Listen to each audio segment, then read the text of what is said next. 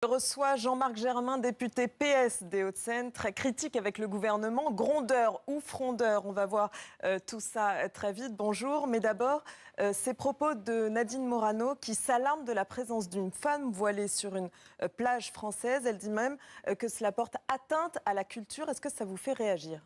Oui, elle est coutumière de ce genre de déclarations fracassantes pour faire le buzz, mais là, elle le fait de la manière la plus détestable qu'il soit, puisqu'elle stigmatise une religion qui est la religion musulmane. Vous savez, la France est un pays laïque, et la laïcité, ça veut dire que les affaires religieuses n'interviennent pas dans les affaires de l'État, mais ça veut dire aussi le respect de chacun dans ses convictions religieuses. Donc, je crois que la France, elle a besoin d'union, elle a besoin de concorde, elle n'a pas besoin de division et de stigmatisation. Sur le fond, ça veut dire que la plage, c'est comme la rue, ça ne vous gêne pas de voir une femme voilée sur une plage en France ?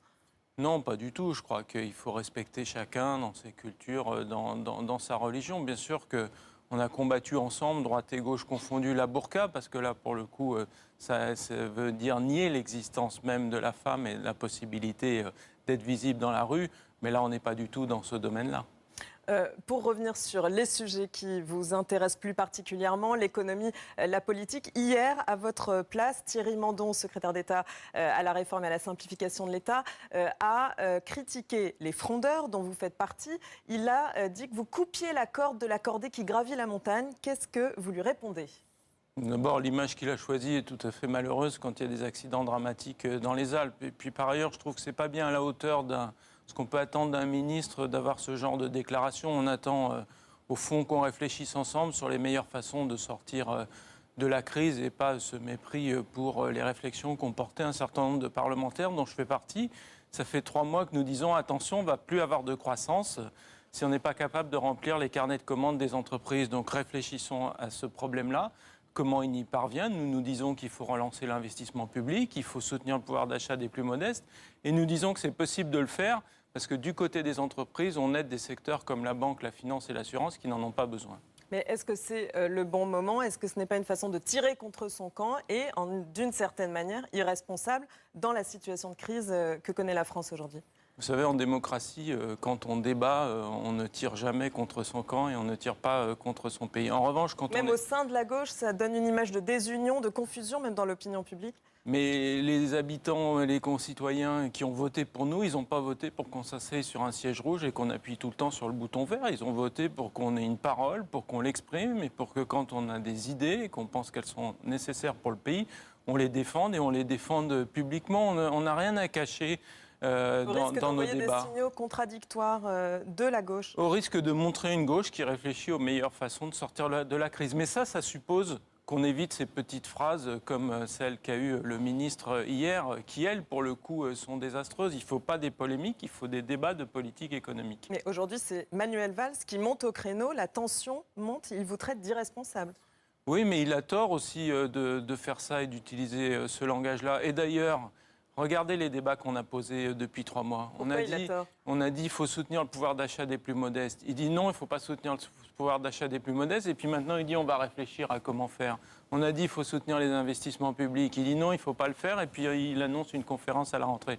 Donc en réalité, il est rentré dans les débats qu'on a posés. Donc je crois qu'il faut vraiment qu'on ait des débats très sereins, qu'on accepte dans ce pays. On débat non seulement entre la gauche et la droite, mais au sein d'un même camp, on peut débattre. On est loin des débats sereins aujourd'hui quand on voit cette crispation dans la majorité. Et finalement, vous faites partie du concert de mécontentement. À droite, le MEDEF, Mélenchon, et maintenant, il y a vous. Nous, en tout cas, ce qu'on veut porter, ce n'est pas du mécontentement, mais c'est des idées pour le pays. On va se réunir à La Rochelle. On a appelé notre réunion Vive la gauche. Donc, on s'inscrit dans une vision très positive, mais qui dit quoi? Qui dit on a des valeurs, il faut les défendre.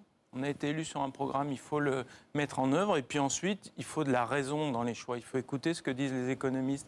Il faut écouter ce que disent les entreprises. Quand elles nous disent on n'a pas de carnet de commandes et c'est pour ça qu'on n'embauche pas. Ce n'est pas tellement pour le coût du travail, c'est parce que les Français n'ont pas assez de pouvoir d'achat et parce que les collectivités locales n'investissent plus. Ça, il faut l'entendre.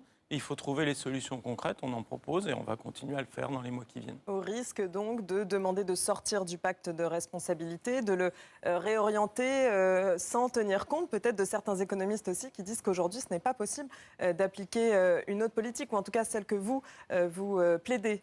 Quelques économistes disent ça, mais la grande majorité disent quoi? Ils disent la trajectoire européenne, les 3% tout de suite, ce n'est pas possible. Il faut être sérieux, mais il faut prendre le temps de réduire progressivement les déficits, sinon on casse la croissance et on finit comme la Grèce.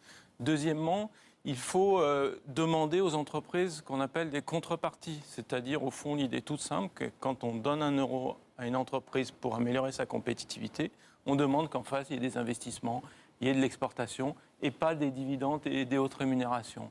Et avec cet argent-là, on a de quoi, en France, comme on le demande à nos partenaires allemands en Allemagne en augmentant les salaires, en France en soutenant le pouvoir d'achat des Français. On a proposé de faire une CSG progressive, c'est-à-dire que ceux qui ont moins payent moins de CSG.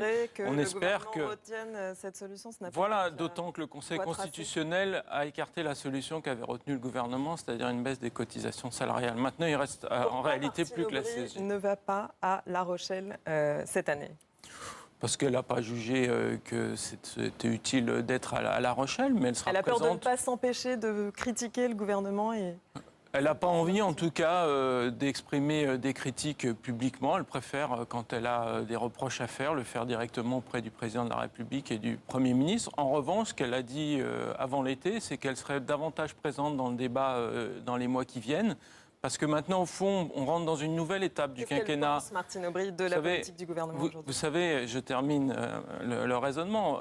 Dans les 2 ans qui viennent de se passer, au fond, on mettait en œuvre les 60 engagements. On peut dire c'est bien, c'est pas bien, mais la loi bancaire, la banque publique d'investissement, etc., on a fait les 60 engagements. Maintenant, il reste une page, au fond, qui est blanche pour les 3 ans à venir avec le même cap, c'est le redressement dans la justice, mais ensuite, comment on fait ? Et donc, que des grandes voix comme Martine Aubry s'expriment pour dire « moi, voilà comment je vois les choses dans les 3 ans à venir », comme elle l'a fait à la tête du Parti socialiste en construisant ce projet qui avait été adopté à l'unanimité, qui avait été repris par François Hollande.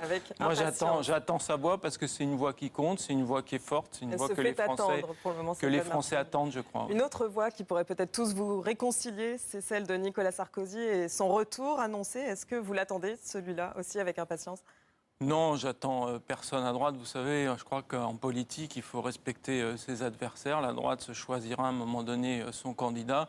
J'espère en tout cas que si c'était Nicolas Sarkozy, ce ne sera pas un Nicolas Sarkozy version Nadine Morano, comme elle vient de s'exprimer hier, parce que ça, c'est la pire des droites dans ce pays. C'est celle qui rejette l'autre, c'est celle qui considère que quand on est musulman, on n'est pas un bon Français. Et ça, je ne souhaiterais pas qu'il y ait ça à droite, mais il y a des hommes de qualité et la droite peut tout à fait choisir un candidat de qualité. Et Nicolas Sarkozy a encore cette faculté d'unir la gauche contre lui aujourd'hui ? Je crois, mais il y a d'autres hommes de droite qui sont capables de le faire aussi. Jean-François Copé serait tout à fait capable de réunir... Il n'a pas donné beaucoup de nouvelles cet été. La droite, donc je crois qu'en tout cas, c'est quelqu'un qui, d'après les sondages, conserve un certain crédit à droite. Donc l'idée et la possibilité de son retour existe réellement, même si elle est compliquée par les affaires qui ont concerné l'UMP. Merci Jean-Marc Germain, vous étiez l'invité d'ITélé ce matin.